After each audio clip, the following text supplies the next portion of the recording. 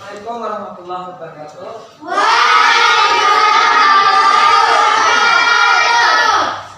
Selamat pagi anak-anak.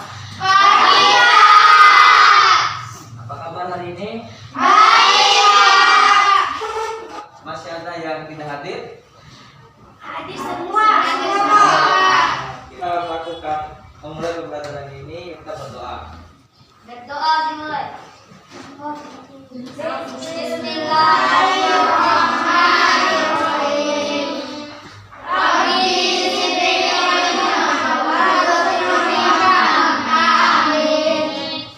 Hari ini kita akan mempelajari tentang peduli terhadap makhluk hidup. Tema 1, hewan dan tumbuhan di lingkungan rumahku.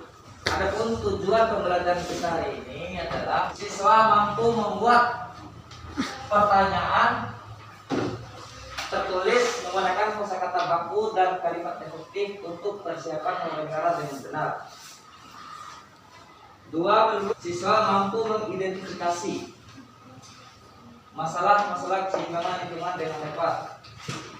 3, mengidentifikasi karakteristik dataran tinggi, dataran rendah, dan pantai serta pemanfaatan sumber daya alamnya bagi kesejahteraan masyarakat. Itulah tujuannya. Pada materi pembelajaran berkaitan dengan hewan dan tumbuhan di lingkungan rumahku.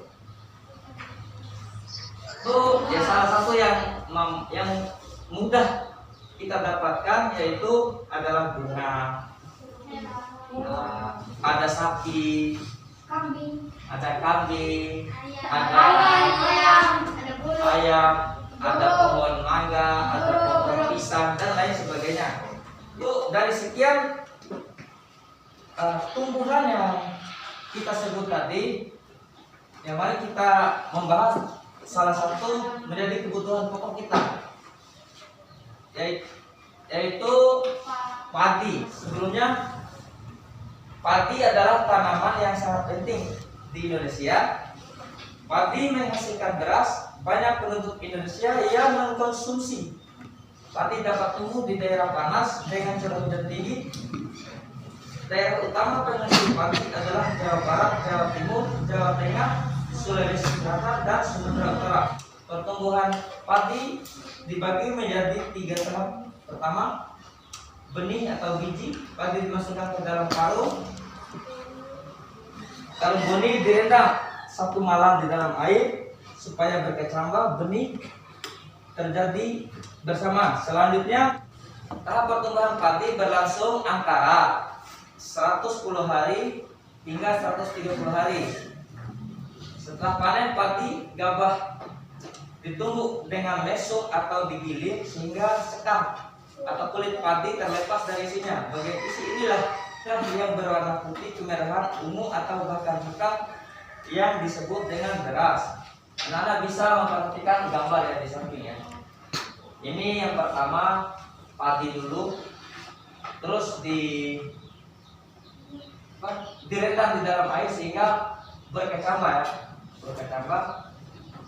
Kemudian setelah itu padi kita tanam secara tidak teratur di tempat yang telah disediakan seperti ini.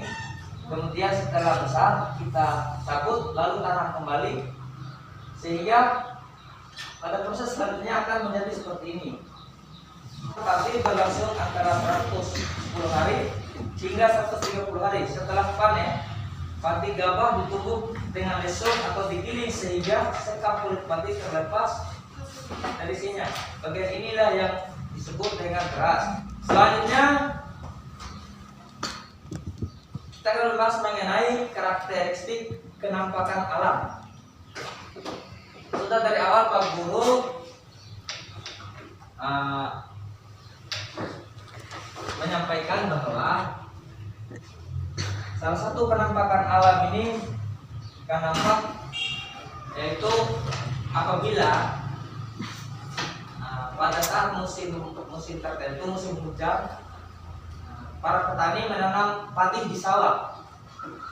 Apa yang terlihat ketika padi itu sudah tumbuh besar?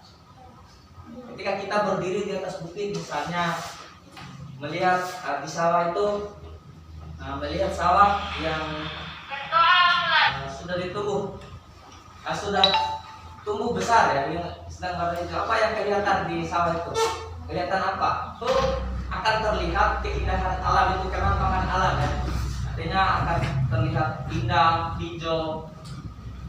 Itulah salah satu penampakan alam yang mudah kita lihat di sekitar kita.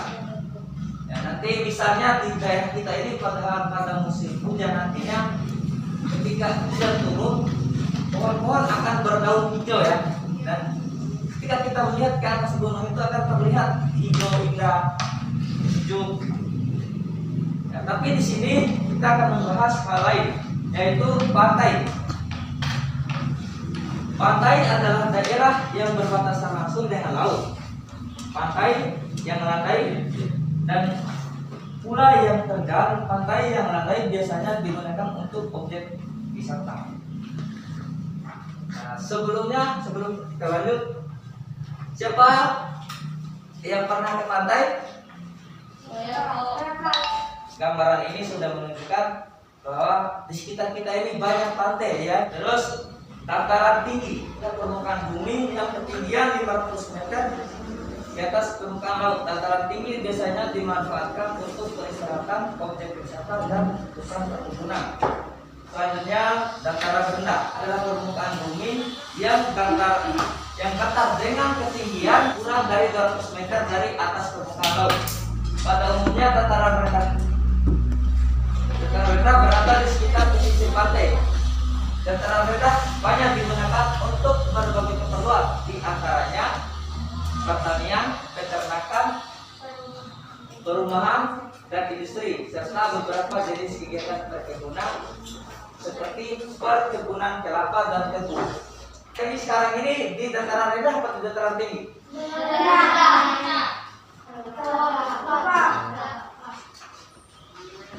Terus apalagi yang ada di gambar ini? Ini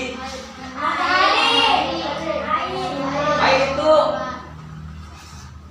bagian dari apa? Sumber daya alam atau apa? Ya. Artinya di daerah kita ini sangat banyak sekali sumber daya alam. Setelah ini apakah ada pertanyaan anak-anak? Sudah mengerti semua ya? Pak Guru akan membagikan LKPD yang akan mengerjakan sesuai dengan materi yang kita bahas tadi ya. Bapak akan bagikan LKPD.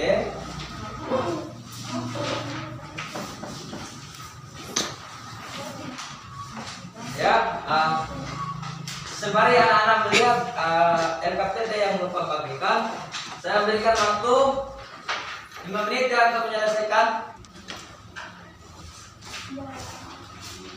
Waktunya selesai. Tolong dikumpulkan. Sebelum mengakhiri pertemuan ini, kesimpulan daripada materi yang kita bahas lagi adalah kita selalu menjaga kelestarian lingkungan alam dan tidak membuang sampah sembarangan ya, dan kita harus mengingatkan kepada masyarakat untuk tidak menembak hutan secara liar. Mari kita akhiri. Pak Guru ingin menyampaikan anak-anak tetap menjaga kesehatan, apalagi di masa pandemi ini, dan tentu